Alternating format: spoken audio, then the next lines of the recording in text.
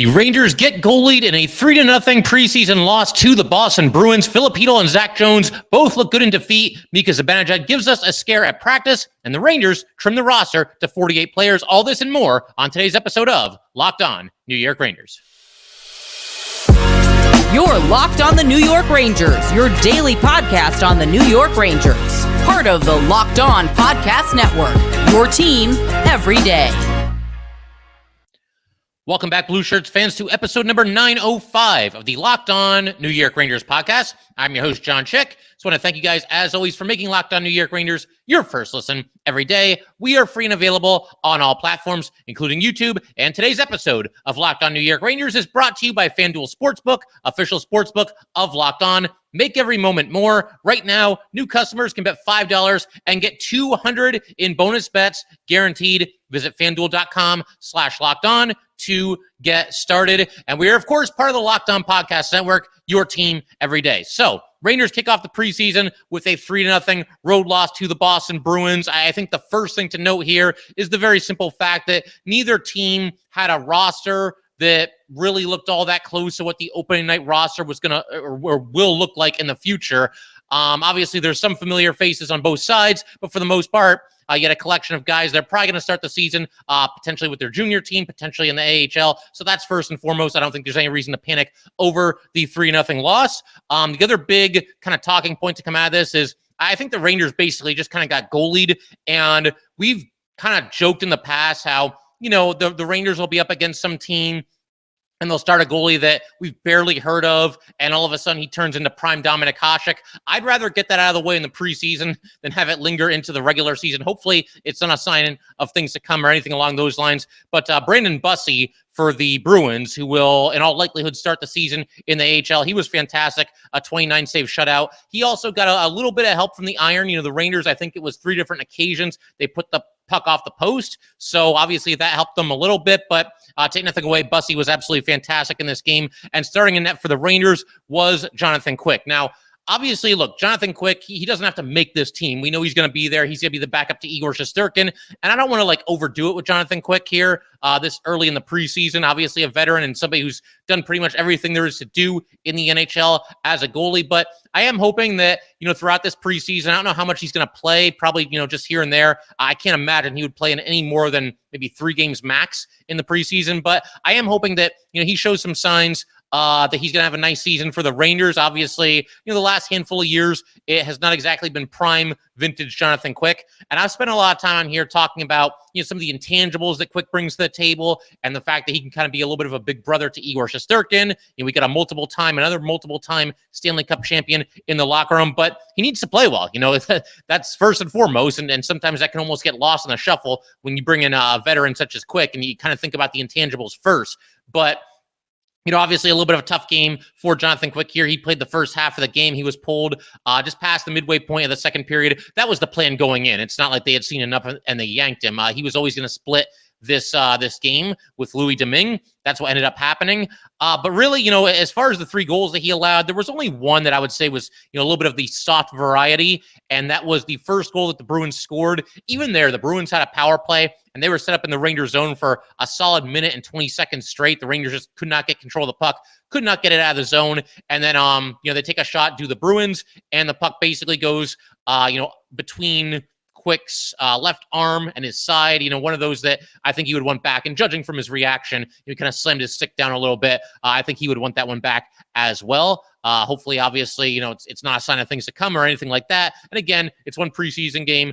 Jonathan Quick, you know, he's been around the block a couple of times and, you know, getting ready for the season. But, you know, not obviously the best debut here, giving up the 3 goals in just half the game. He was spelled by Louis Domingue, who shut the Bruins down the rest of the way. Domingue didn't make any highlight reel saves or anything like that, but had a nice blocker save and for the most part looked good. And got to figure he's going to be splitting time once again with Dylan Garand in the AHL. I talked a second ago about how the Rangers hit a bunch of posts. There were at least 3. This is actually the last of the 3, but I wanted to start here because it's Adam Sykora, somebody that the Rangers took in the second round just 2 years ago, somebody that's got a lot of buzz and a lot of hype. I think Ranger fans are excited to see what he can do. Not somebody that's going to crack the roster this year, barring something completely unexpected. But obviously, again, you take somebody in the second round, naturally that comes with a considerable amount of hype. And Sykora is no exception to that rule. But man, he ripped a wrist shot, just a missile of a shot right off the crossbar. And, again, he beat the goalie clean on this one, but just a little bit too high. There's no way he was going to stop it. So great shot by Sykora. And, the game at that point was in a little bit of a lull. Things had kind of slowed down a little bit. And that's one of those moments that just kind of snaps you back out of it and wakes you back up. It's the preseason. And obviously this isn't the A lineup, but you see Sykora do something like that, and it does get you excited, showing off a really nice wrist shot there. There was also an instance early in this game. I don't know how this puck stayed out, but the Rangers were on the power play. You had Lafreniere passing from the right side in front to Filip Chytil. Chytil with a great deflection attempt. It looked like it caught a piece of maybe the crossbar. It looked like it hit the post, went over the goalie, hit the bar, went down. Will Cooley was there as well. He wasn't quite able to stuff it into the twine, but the Rangers had a great chance to score there. Just wasn't, able to convert on the opportunity. And you also had Johnny Brodzinski. This happened just a couple of seconds after this scoring opportunity by Lafreniere and Chytil here, and even Will Cooley, who was on the doorstep. But Brodzinski, just a couple of seconds later, absolutely just blisters a shot off the far post. And Brodzinski very easily could have come away with 2 goals in this game. There was this one, obviously the shot off the post, and that was, missed being a goal by just a couple of inches. There was also later in this game, I believe the third period, a situation where Johnny Brodzinski, this is a goal. There was just fantastic passing by the New York Rangers on this play. A couple of really quick, crisp passes. Brodzinski's all alone on the left side. I want to say Lafreniere to Chytil, and then over to Brodzinski. The net is wide open, and just an outstanding diving, stretching save by Bussy. Like I said, he was fantastic in this game. One of those saves that, had it not been the preseason, this would be in the conversation. I don't know about save of the year, but, save of the week for sure. Maybe save of the month, somewhere in that area. So unfortunate for Brodzinski, somebody who's kind of a roster long shot to start the year. If the breaks went his way, he easily could have had 2 goals here. Just was not meant to be. Something else that I found kind of interesting was the selection of alternate captains. Now, obviously, none of the Ranger Trouba's the captain, and then you've got the alternate captains. None of them were there, so different players wearing the A's for this game. I saw one tweet that said it was Vesey, Chytil, and Nash. I also saw a tweet that said it was Lafreniere, Chytil, and Vesey. So I didn't happen to notice if Nash was wearing the A, but I definitely saw it on those other guys. And, 4 alternates, that's probably what the Rangers did for this game. But it's cool to see, some of the younger players on the Rangers. Filip Chytil even talked about this after the game. He said he knows it's the preseason and everything, but to get a letter on his sweater, that meant a lot to him. And I think it's empowering to a certain degree as well. Again, none of these guys, barring something completely unforeseen, are going to be wearing a letter at the start of the season. But again, guys like Chytil and Vesey and Lafreniere, compared to the other Rangers, and even Nash, you could throw him in there too, compared to the other Rangers that played in this game, they're the more established players. So I like the fact that, they decided to empower some of the young guys in Vesey and in Chytil, or rather in Lafreniere and Chytil. Vesey, he's somebody that, given the right team and the right circumstance, he honestly could be an alternate captain, I think. It's not going to happen with the Rangers, but if Vesey was a player that was like on a really young team that was rebuilding and kind of, going through the process of, putting all the pieces back together, I could see him being like a veteran alternate captain for a team like, I don't know, maybe like the Ducks or the Sharks, one of those teams that's kind of starting to rebuild a little bit and is very young. Somebody that you can look to and, okay, play like that guy. He busted every single shift. Also of note in this game, the de facto top line, it seemed to be Will Cooley, Filip Chytil, and Alexis Lafreniere. Lafreniere continuing to get time at right wing. He was also on the right point during the power play, so that was interesting to see. We'll see if the Rangers, give any thought to using him in that role, potentially on the Rangers' second power play unit when the season begins. But obviously they want to get him more and more reps at right wing, and it's good that they're doing that. They've been doing it in practice. Now they do it in the first preseason game. And Filip Chytil, he looked really good in this game. I thought he probably had the best game of any New York Ranger on the ice. Was faking guys out of their skates. He had a shift where, he stole the puck in the neutral zone, went in, created a scoring opportunity, got tripped up, and drew a penalty, which gave the Rangers a power play. That happened with literally a tenth of a second left on the clock in the first period. So the Rangers got to start the second period on the power play thanks to, just a really hardworking and just really solid shift from Filip Chytil. He also ended up with 6 shots on goal. That was a team high. Filip Chytil going out there and letting it fly. And we noticed this last year, and I think we're going to see it even more this year when it comes to Filip Chytil. His confidence just seems to be sky high. There's just a certain way that he carries himself now that maybe he wasn't doing the first couple of years in the league. Just seems like a very confident player, somebody that knows that he's good, knows he's talented, and expects big things out of himself. And that's obviously a good thing, for the Rangers going forward. We'll see where he ends up lining up when it comes to the start of the season. There's a lot of people that want to see him with Panarin. I'm still kind of leaning toward the third line, but hey, we're going through the preseason here. We're going through training camp. I always reserve the right to change my mind on things like that. And good to know that Chytil, if he continues to play the way he did in this preseason game, he's at least going to give the Rangers something to think about when it comes to him potentially being in the top 6. I want to keep everything rolling in just a second. I want to talk a little bit about Ben Harpur and Zac Jones, 2 individuals who are gunning for that 6th and final defenseman spot. As I've said, I think Harpur is a real dark horse. It's probably either going to be Gustafsson or Jones, but I thought Jones played very well in this game. We had Ben Harpur getting into a fight. Also going to talk about some other highlights from this game and also everything that went on during training camp for the players that did not participate in this game, including a scary injury to Mika Zibanejad. And we're going to do all that good stuff in just a second. But first, got to let everybody know today's episode of Locked On New York Rangers is brought to you by FanDuel. Snap into action this NFL season with FanDuel, America's #1 sportsbook. Right now, new customers can get $200 in bonus bets guaranteed when you place a $5 bet. That's $200 in bonus bets, win or lose. If you've been thinking about joining FanDuel, there is no better time to get in on the action. The app is ridiculously easy to use. There's a wide range of betting options, including spreads, player props, over-unders, and more. So visit FanDuel.com/lockedon and kick off the NFL season. FanDuel, official partner of the NFL.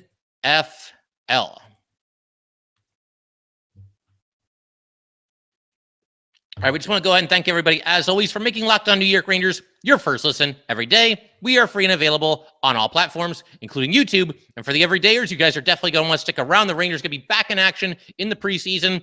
Their home opener for the preseason on Tuesday against the New York Islanders. And a lot of Rangers going to be making their preseason debut in that game. But for the time being, I wanted to kind of point the spotlight at Ben Harpur and Zac Jones. As I've been saying, I feel like the 12 forwards are pretty much set for opening night. I mean, I guess you never know for sure. We could always have a dark horse, squeaking out a roster spot and being out there on opening night, and somebody could be a surprise scratch. You never know for sure. And obviously, Laviolette's the kind of coach that's going to make everybody earn their spot. But to me, the one, true blue position battle in training camp is Zac Jones versus Erik Gustafsson for that 6th defenseman spot. And you could maybe throw Ben Harpur in there as a little bit of a dark horse. But Harpur and Jones were actually playing together quite a bit in this game, so that was interesting. Harpur made a really nice play early in the game. He had a Boston forechecker that was just all over him, and he did a nice job just kind of protecting the puck and eventually playing it out of the Rangers zone, so that was nice. He did have a turnover not too long after that, which seemed avoidable, and then he also got burned a little bit later in the game. The Rangers were down 1-0 at this point, and he tried to play the puck off the boards, up the glass, and out of the zone. Just wasn't able to do it. The Bruins kept it in, and they end up scoring a goal. So kind of a mixed bag for Ben Harpur. He also got into a fight. He took on Greer with just 2:36 left in this game. I wouldn't say this was like an overly chippy game, but there was some pushing and shoving and some reminders that, obviously this is still Rangers Bruins. It's very different than the 2 rosters we're going to see on opening night for these teams, but it's Rangers Bruins. It's a rivalry matchup, and there's a lot of guys trying to stand out one way or another and make things happen and try to make their respective teams.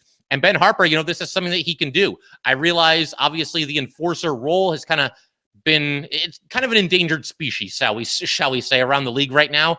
But I still think there's a place for somebody who's going to watch out for his teammates and will drop the gloves and throw down when it's necessary. Sometimes you need to spark your team. Other times you need to protect teammates that aren't necessarily fighters and don't necessarily play a physical game. But basically what happened here, Greer put a big hit on Mackey kind of in the corner, and it was a clean hit. He got him from the side, maybe from Harper's point of view. It looks like he got him from behind a little bit, but it was from the side. It was a clean hit.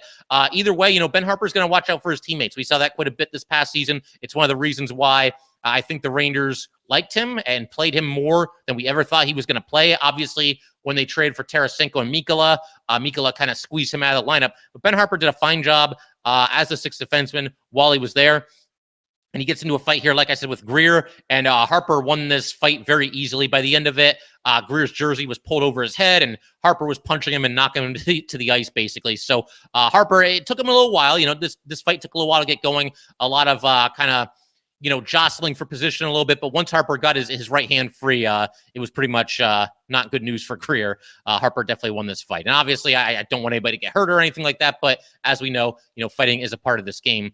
As for Zac Jones, I want to kind of talk about some of the things he did, as we kind of, again, continue to evaluate this battle for the sixth defenseman spot.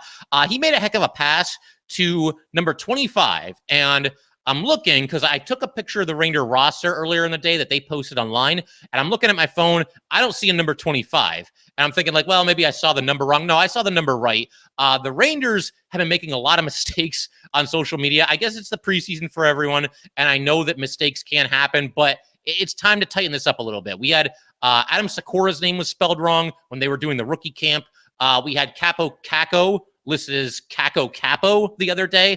And in this case, Anton Bleed just wasn't listed on the roster. He was number 25. Great pass by Jones to Anton Bleed. The shot was saved, but Zac Jones, he really seems to see the ice very well. He tends to make good passes and just looks very comfortable and poised out there. And that was also on display anytime that the Rangers were on the power play. The Ranger top power play unit in this game was Zac Jones. He was the lone defenseman. You also had Chytil, Lafreniere, Johnny Brodzinski, and Will Cooley. And I thought this was one of those nights where the power play did everything but score. A couple of those close calls that I talked about where the Rangers were hitting the post, a couple of those happened while the Rangers had the man advantage.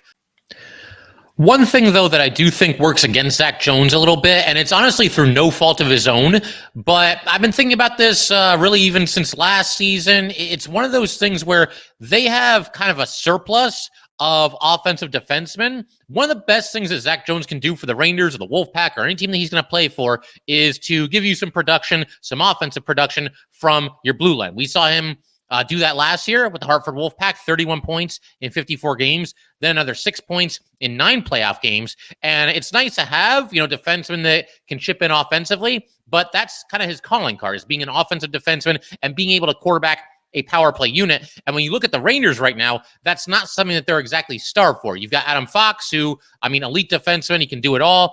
Jacob Trouba can certainly chip in offensively, and he can be on the power play if you need him to. Same thing for Keandre Miller. And now you've added Eric Gustafson to the mix as well. That's 4 defensemen that you're going to get, better than average offensive production, at least as far as blue liners are concerned. So while it's nice that Zac Jones can do that too, it's just not something that the Rangers are dying to get more of. So again, one of the biggest things he can do is to quarterback the power play. And I'm not so sure he's even going to get that opportunity with the Rangers. And again, that's through no fault of his own. It's just kind of how the team is set up right now. It's a good thing that, the Rangers have defensemen that can chip in offensively, but I do think that works against Zac Jones a little bit. One of his chief assets, quarterbacking the power play, is something that I don't think they're even going to ask him to do. We'll see how it shakes out. Maybe he's out there on opening night on the second power play unit. It's at least possible. But, people talk about Jones maybe eventually being traded. Yeah, there's probably teams out there that could use, an offensive-minded defenseman like Zac Jones and somebody that can quarterback, if not their top power play unit, then certainly their second power play unit. I like Zac Jones, but that's one of his best assets, and it almost goes to waste a little bit on the New York Rangers. And it's nobody's fault. It's just kind of the way things kind of stand right now as far as the Ranger roster and what certain defensemen bring to the table on this team. Jones also, there's a lot of people that worry about his size, or more specifically lack thereof. He made a pretty good hit when the Bruins were advancing the puck over the blue line, and that was nice to see. But to the point of those that are worried about his lack of size, he was kind of the one that went flying on this play. It was nice that he stuck his nose in there and obviously did not shy away from contact, but he was the one that ended up falling to the ice on that play. But then there was also another nice play by Zac Jones.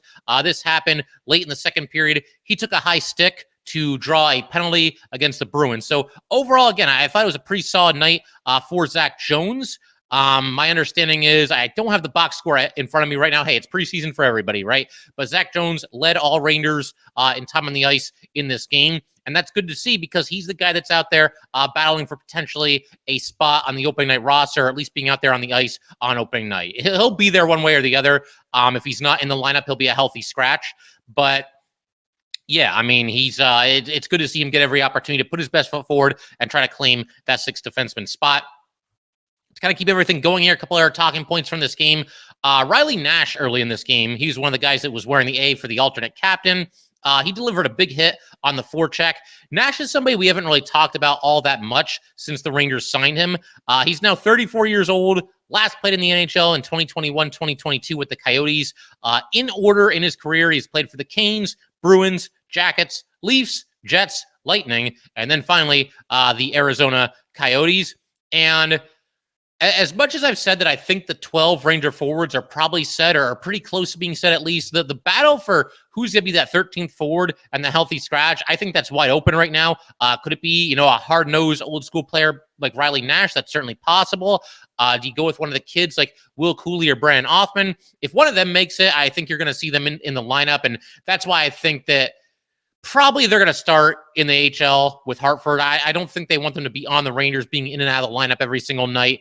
I get the feeling they start with Hartford, and one of them, if not both of them, eventually work their way up to the New York Rangers. Maybe somebody like Johnny Brodzinski is the 13th forward. I mentioned that he had a solid showing in this game. Maybe even somebody like Alex Belzile, who comes over from the Canadiens as a free agent. We'll see. Belzile had a couple of scoring opportunities. He also made a really nice pass out of his own zone, along the boards, up the boards, off the boards, really, to Jimmy Vesey into the offensive zone. Vesey powered his way to the net, had a great scoring opportunity, just was not able to convert, but that was set up by a nice pass from Belzile. So the battle is on as far as, who might the Ranger 13th forward be, if we assume once again that the top 12 spots are all pretty much spoken for. But yeah, we'll see. And Riley Nash, obviously one of those guys that is going to have his name in the hat. That is for sure. We also want to go to the second period here. Braden Schneider, I thought, had a little bit of a tough night. Again, it's no cause for concern or anything like that, but there was a strong rush into the zone by the Bruins, and Schneider got to the puck, and I think that he just didn't sense the Boston Bruin forward there, and he tried to make a pass over to his defense partner. It was intercepted. Great scoring chance for the Bruins. It was stopped, but then they scored on the ensuing faceoff after that. Schneider, I think, had at least one other miscue in addition to that. But again, no worries as far as Braden Schneider is concerned. He's been fantastic since the Rangers have called him up, and I expect him to be obviously a huge part of this team going forward. And then one other thing that I want to talk about that we haven't really gotten to yet is the power play in the third period. I touched on this a little bit, and obviously just a fantastic save was made on this play, but the passing that the Rangers came up with here, you had Edstrom. He had a chance from the slot, and it was gloved. So he was robbed, in deep there. But then we had just some amazing passing on the ensuing faceoff, or off of the ensuing faceoff. Rangers were on the power play at this point. But yeah, it was Lafreniere over to Chytil on the right side. Chytil with a quick pass over to Johnny Brodzinski, and that's when that ridiculous glove save was made there. And like I said, if random goalies are going to turn into Dominik Hasek against the Rangers, then I'd like for it to happen right here, right now in the preseason, rather than the regular season. One other interesting note from this game, my understanding is that Brandon Othman was scheduled to play in it, but he sat out with an upper body injury. Rangers are practicing right now as I'm recording this. It is Monday morning here as I'm recording this, and Brad Othman is already back out there at practice. So no cause for concern there as far as Othman's status going forward. Keep everything rolling and turn our attention to the Mika Zibanejad injury scare in practice, as well as just the practice as a whole. And the Rangers also trimming their roster down to just 48 players. We'll do all that good stuff in just a second. All right, so we can all breathe easy. It sounds like Mika Zibanejad is going to be okay, but he did give everybody a little bit of a scare at practice. He is now reportedly day-to-day with an upper body injury, and he was back at practice just a short time ago, Monday morning here, with the red non-contact jersey on. It sounds like they're just being precautious, and really, this early in the preseason, there's no reason not to, especially with an established player like Mika Zibanejad. I mean, I don't think Mika Zibanejad is going to have to make this team. I'll go out on a limb and say that.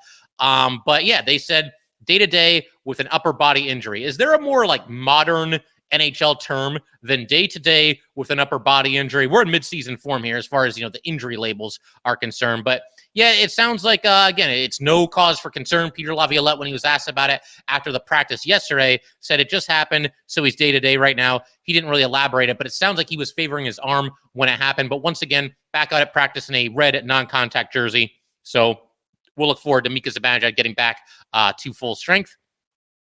Other highlights from practice, you had a scrimmage, Team White against Team Blue. Apparently, Chris Kreider and Bobby Trevino really found some chemistry. They were playing on the same line along with Bryce McConnell-Barker, who was the center of that line, and Adam Fox was out there with them quite a bit as well. But yeah, Kreider and Trevino, finding each other quite a bit throughout this practice. Trevino sprung Kreider on a breakaway, and Kreider scored on the breakaway to give Team White a 1-0 lead.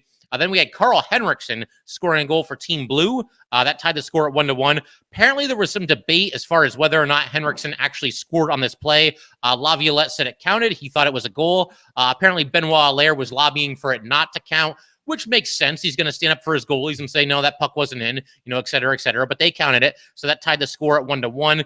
And then Dylan Rubrick, who is the lone member of this year's draft class that's been in camp this year, he scored off the crossbar and into the net. Kind of a Bardowski kind of situation there. And that put Team White up back 2-1. That was indeed the final score. Dylan Garand, there were some videos of him making some really tough saves for Team Blue. He had a good save, a glove save on a shot by Capo Caco. So that was nice to see. And we talked about Domingue a little bit earlier into the episode. You got to figure the two of them, Domingue and Garand, going to split time with the Hartford Wolfpack this season. I would like to see Garand get the lion's share of the starts there. It's nothing against Louis Domingue, but he's a veteran, journeyman, NHL, AHL swingman at this point. And Dylan Garand just getting started, has not yet made his NHL debut. And I've been saying, I think there's a decent chance next season that we see Dylan Garand as the backup to Igor Shesterkin at the start of the season. Now, obviously, that's going to depend on a lot of things. How does Quick do this year? Do they want to bring him back on another one-year deal? Is there another veteran goalie that they like out there? And most importantly, how does Dylan Garand fare in the AHL this season? We're going to have to wait and see, but I think it's at least possible that Dylan Garand makes his NHL debut as soon as next season. Maybe even this season, knock on wood, if there's any kind of an injury, maybe he gets called up and gets a start at some point, but I think next season is definitely within the realm of possibility. And I love this too. When the scrimmage ended, so Team White won the game 2-1. Team Blue had to do some extra skating after the scrimmage was over. Team White did not. They were home free. Good. You know what? That breeds competition. These guys want to go out there and battle for, everything that they get. And there were a lot of players in training camp. I know they just trimmed it down to 48, but there's a lot of bodies out there, and you got to separate yourself one way or another. And one way to do it is to be on the winning side of a scrimmage like this. So Team White gets the win, and they are spared from any post-scrimmage skating drills. Team Blue was not. So I like to see that as well. Just promotes more competition within the team. I've been mentioning this off and on throughout the entire episode, but the Rangers trimmed the roster to 48 players. As far as the players who are no longer in camp, you've got the following players being assigned to the Hartford Wolfpack. That would be Zach Berzola, Seth Barton, Sahel Panoir, Maxime Barbashev, and Ryan McCleary. They all head to Hartford. And then we've also got a handful of players here returning to their junior teams. Bryce McConnell-Barker, Dylan Rubrick, Max McHugh, James Petrovsky, and Joe Arntzen. They all head to their junior teams. Of all the players I just mentioned, the biggest name is probably Bryce McConnell-Barker. He is a 19-year-old center. The Rangers took him at number 97 overall in the 2022 NHL draft. He was actually the captain of the Sioux Greyhounds this past season, had 30 goals and 47 assists in 68 games. He'll return there. I believe it's going to be his fourth season with the Greyhounds, and obviously we'll keep tabs on him as we do all the Ranger prospects. We'll try to check in on them from time to time throughout the entire season. Goalie Brad Arvanites has also been released. We actually just talked about him. He wasn't even here a week. I would imagine it's a situation where maybe the Rangers just wanted to get another goalie out there in training camp. It doesn't look like he was ever being given any real serious consideration as far as even being on the Wolfpack or whatever the situation might be. But he was released. And breaking news here: Talon Boykin assigned to the Hartford Wolfpack. So that's kind of where things stand. I figure we could pretty much call it there for today.